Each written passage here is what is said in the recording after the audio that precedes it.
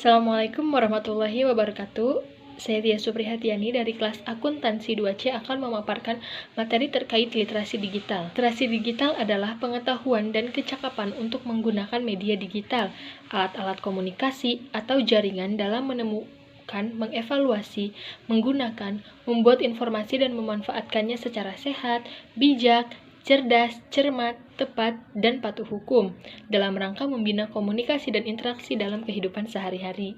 Selanjutnya, ada manfaat literasi digital. Yang pertama yaitu memperoleh informasi dengan cepat, yang kedua dapat belajar lebih cepat, yang ketiga dapat menghemat uang, yang keempat selalu mengetahui informasi terkini, yang kelima mempermudah proses komunikasi, yang keenam mengetahui cara menjaga privasi dalam dunia online, yang ketujuh memahami segala jenis cybercrime, dan yang terakhir yaitu mengenal ciri-ciri situs atau konten palsu. Kerangka literasi digital di Indonesia ada 3. Yang pertama yaitu proteksi atau safeguard, yaitu perlunya kesadaran atas keselamatan dan kenyamanan pengguna internet, yaitu perlindungan data pribadi, keamanan daring, serta privasi individu, dengan layanan teknologi enkripsi sebagai salah satu solusi yang disediakan. Yang kedua yaitu hak-hak atau right, yaitu hak kebebasan berekspresi yang dilindungi, hak atas kekayaan intelektual, dan hak berserikat dan berkumpul. Yang terakhir yaitu pemberdayaan, yaitu pemberdayaan internet untuk menghasilkan karya produktif, jurnalisme warga, dan kewirausahaan, serta hal-hal terkait etika informasi. Selanjutnya yaitu ada elemen esensial untuk mengembangkan literasi digital. Yang pertama ada kultural, yaitu pemahaman ragam konteks pengguna dunia digital. Yang kedua ada kognitif, yaitu daya pikir dalam menilai konten.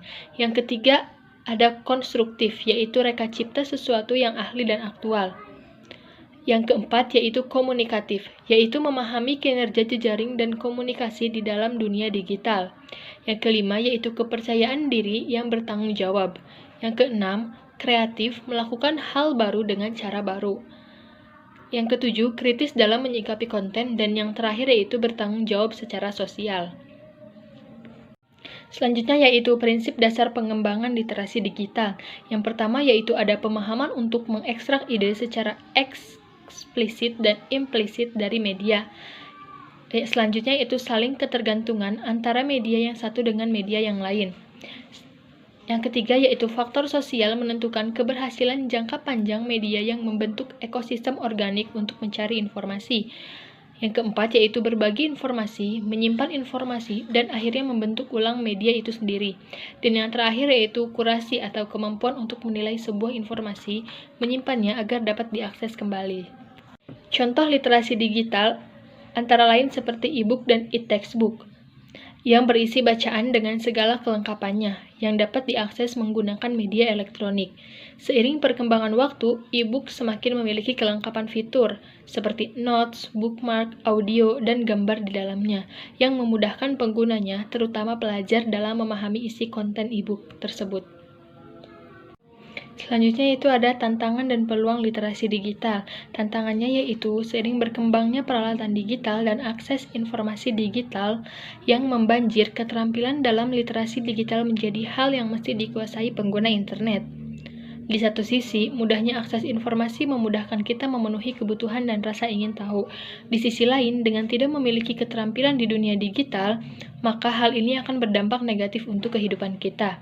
Berkembangnya peralatan digital dan akses informasi tentu menjadi tantangan sekaligus peluang.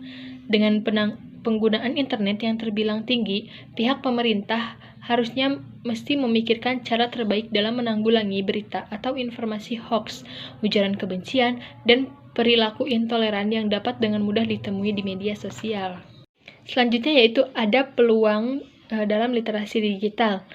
Media digital sangat memungkinkan adanya peluang, seperti meningkatnya keuntungan dalam bisnis e-commerce, lahirnya lapangan pekerjaan baru berbasis media digital, dan pengembangan kemampuan literasi tanpa menegaskan teks berbasis cetak. Dengan adanya jaringan internet pula, digitalisasi dapat dijadikan media perantara untuk menuju praktik literasi yang dapat menghasilkan teks berbasis cetak. Sebagai contoh, kegiatan menulis di blog pribadi bisa diarahkan untuk mengumpulkan tulisan, untuk kemudian bisa dicetak menjadi buku yang berisi kumpulan tulisan dengan tema tertentu yang diambil dari blog pribadi. Sekian pemaparan materi dari saya, kurang lebihnya mohon maaf. Billahi taufik wal hidayah. Wassalamualaikum warahmatullahi wabarakatuh.